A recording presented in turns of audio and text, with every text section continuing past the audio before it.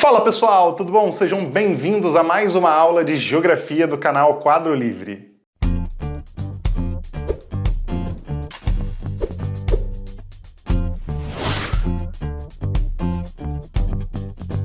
Então, na aula de hoje nós vamos falar sobre os biomas. Professor, o que é um bioma? Muitas vezes eu confundo com vegetação apenas. E bioma não é só vegetação. A vegetação tem um papel importante nos biomas, porém não é exclusivamente a vegetação. Muita gente acaba confundindo isso. O termo bioma, o próprio nome já diz, bio vem de vida.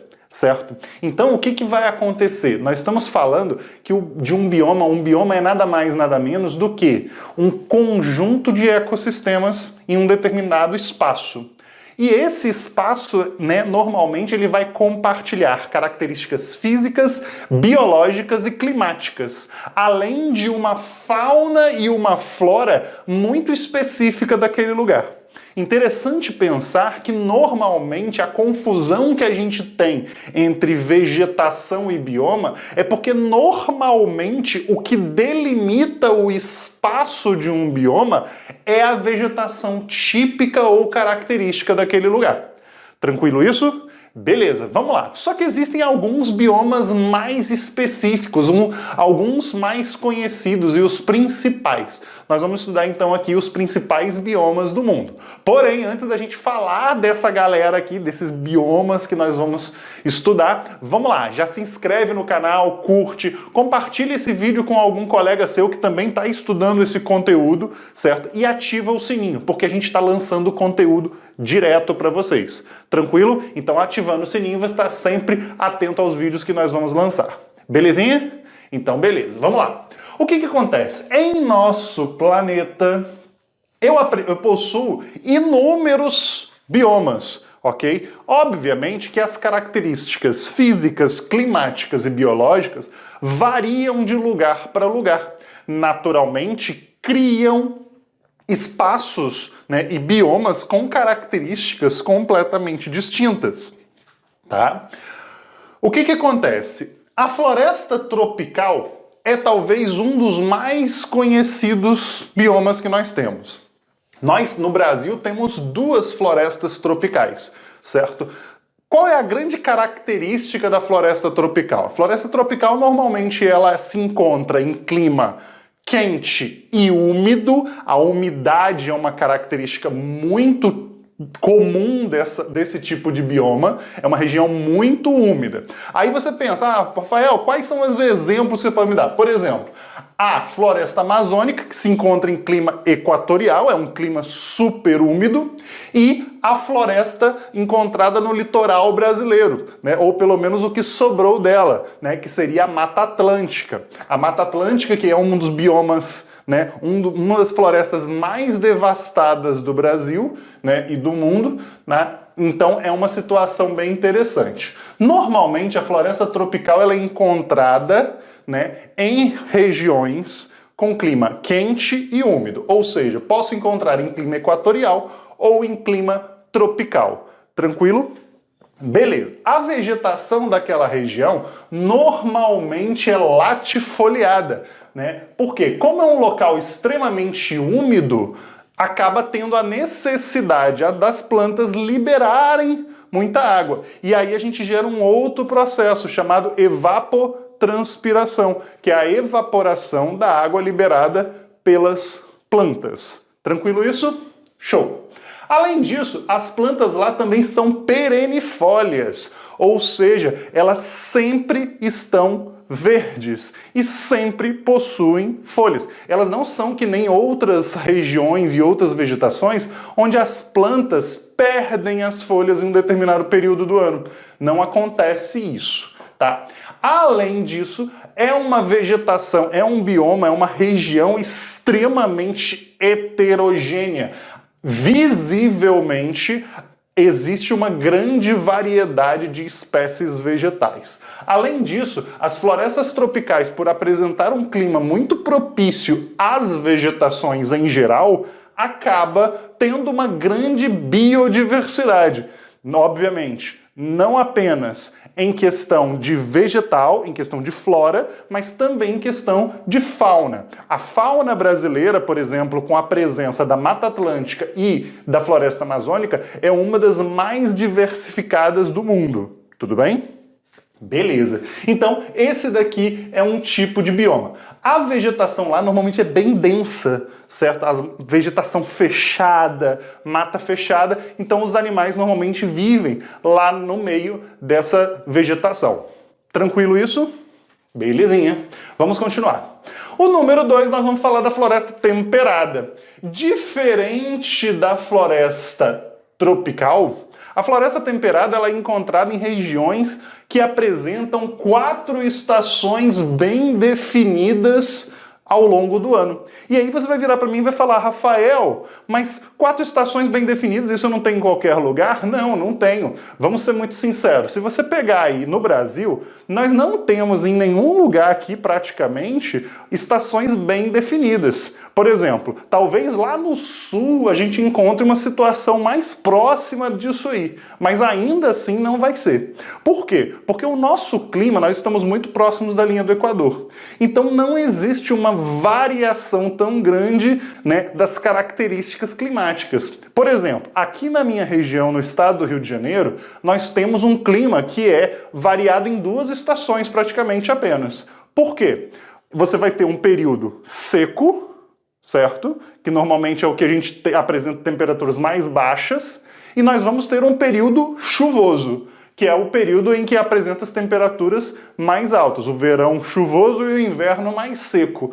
Isso é a condição que você encontra, por exemplo, aqui. Se você for lá na região tropical, você praticamente só vai encontrar uma condição climática, que é a condição de quente e muito úmido o ano inteiro. Então eu não possuo essas estações do ano visíveis. Tudo bem? Existe? Existe porque se demarca, porque padroniza no mundo todo. Mas, na realidade, nós só conseguimos perceber essas estações em regiões de clima temperado. E a floresta temperada, ela vai sofrer grande influência dessa variação. Por quê? Lembra daquela situação? Quando a gente estuda lá quando criança, a gente vê que no verão, né, tem o sol, né, as plantas verdes. No inverno, aquelas plantas, aquelas árvores sem folha nenhuma.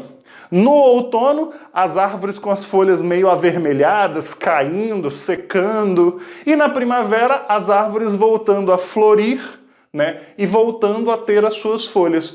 Isso é uma característica muito típica da floresta temperada, que apresenta uma variação na sua coloração muito bonita em determinados momentos, exatamente porque ela começa a secar. Diferente da floresta tropical, que ela é perennifolha, sempre tem folhas, essas aqui não. Elas perdem as folhas em um determinado período do ano e isso torna elas classificadas como plantas caducifólias, conhecidas como plantas caducas, porque elas perdem a folha em um determinado período do ano exatamente para reter água dentro do seu organismo. Tranquilo isso? Belezinha. Vamos continuando.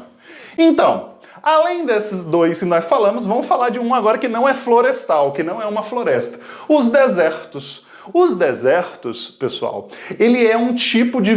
vai aparecer um bioma bastante diferenciado. Por quê? A gente fala que ele é um bioma extremo. Não é qualquer vegetação e não é qualquer animal que sobrevive a esse local. Os animais e as plantas que sobrevivem nesses lugares, normalmente eles são adaptados. No caso, por exemplo, das plantas, é muito comum nós encontrarmos cactos na região. Os cactos, eles normalmente são plantas classificadas como plantas xerófitas ou xerófilas, certo? O que acontece? Essas plantas, elas substituem as folhas pelos espinhos. Então, o que acontece? Os espinhos são estruturas da planta bem mais dura e eles não vão liberar água que nem as folhas. Então, ela consegue manter a água dentro do seu organismo, certo? Dentro do organismo da planta. Uma outra técnica que também essas plantas muitas vezes utilizam é liberar uma determinada cera, certo? Sobre o seu corpo propriamente dito, sobre o corpo da planta, e meio que impermeabilizar a sua estrutura, os seus poros. E aí não tem grande perda de água, tudo bem? Então, ela tem tradicionalmente uma característica de reter água, já que o lugar que ela se encontra é tradicional por ser extremamente seco e faltar água. Tranquilo? Belezinha. Então, as pradarias, ela é um tipo de bioma que normalmente é marcado por extensos campos, composto predominantemente por vegetação gramínea, aquela vegetação bem rasteira, parecendo pasto propriamente dito. Normalmente essa vegetação é bastante resistente, ela não é uma vegetação, que vai morrer com facilidade e ela resiste a uma variação maior de temperatura. Além disso, nesse tipo de bioma é um campo aberto, então não é qualquer animal que se encontra ali. Por quê? Porque é uma condição que não tem muita segurança dentro da sua estrutura, já que os predadores veem suas presas com muita facilidade. Tá? Essas regiões você vai encontrar animais? Claro, mas normalmente eles vão buscar, normalmente são animais menores, e eles vão buscar lugares mais escondidos, digamos assim. Além disso, apresenta um relevo bem suave, ligeiramente ondulado, tá bom? Vamos para o quinto. A tundra. Adoro esse bioma. Esse daqui, a gente vai pensar da seguinte maneira. Saindo da linha do Equador e indo até o polo, onde você não vai encontrar nenhum tipo de vegetação, a tundra é a última vegetação que você vai ver. Ou seja, dentro de uma condição de temperatura baixa, a tundra é a mais resistente de todas. Além disso, a tundra ela é extremamente cobrada em vestibulares. Tá bom? O que a tundra ela é composta? Ela é composta de quê? Então, ela é composta basicamente por musgos e líquens. Normalmente, esse tipo de vegetação é encontrada preso em rochas ou bem rasteira, bem colada ao solo. Ah, mas Rafael, e qual é a grande relevância desse... Então, esse tipo de planta, ela é tão extrema, é tão forte, tão resistente, que ela está em regiões onde acumula muita neve e durante um período muito grande. Essa planta, ela muitas vezes pode sobreviver ali 8 a 10 meses debaixo de camada de gelo, tá? Então, o que acontece? A tundra, ela é extremamente resistente, certo? Aí você vai virar para mim e vai falar assim, Rafael, então ela fica ali quanto tempo? Então, normalmente ela aparece por 2 a 3 meses do ano, que é o período de degelo, é o período em que toda aquela neve seca, certo? Literalmente evapora, vai derreter, e aí o que acontece? Ela surge, ela começa a florar, a aparecer ali. Também, tranquilo? Beleza? Vamos lá. Já o sexto bioma que nós vamos falar são as florestas boreais, floresta boreal, ou também conhecida como taiga. A taiga, ela tem um formato muito específico e ela também vai receber um terceiro nome, que a gente chama de coníferas. Floresta de coníferas. Por que chamar de floresta de coníferas? Obviamente, pelo formato em cone. E professor, por que ela tem esse formato? Isso aí é uma adaptação? Sim, essas plantas elas sobrevivem nessa região por conta desse formato, já que são encontradas em regiões que neva bastante e se essa vegetação tivesse uma copa muito grande, a neve iria acumular e iria quebrar os galhos com o peso. Além disso, o que acontece? Quando eu tenho este formato aqui, a neve cai e escorre. E literalmente vai ser empurrada para baixo pelo formato dela. Aí você pensa assim, mas Rafael, a neve vai acumular sobre a planta, sobre as folhas? Então, isso aí tem uma outra adaptação. Esse tipo de planta normalmente é aciculifoliada, com folhas no formato de agulha apresenta uma superfície de contato menor e um pouco mais rígida. Por que isso? Bem, ela não vai escorrer toda a neve, então vai acumular neve sobre essas plantas. Então, com uma superfície de contato menor e sendo uma estrutura mais rígida, as plantas elas conseguem resistir à temperatura, certo? Então a neve não vai literalmente matar a planta.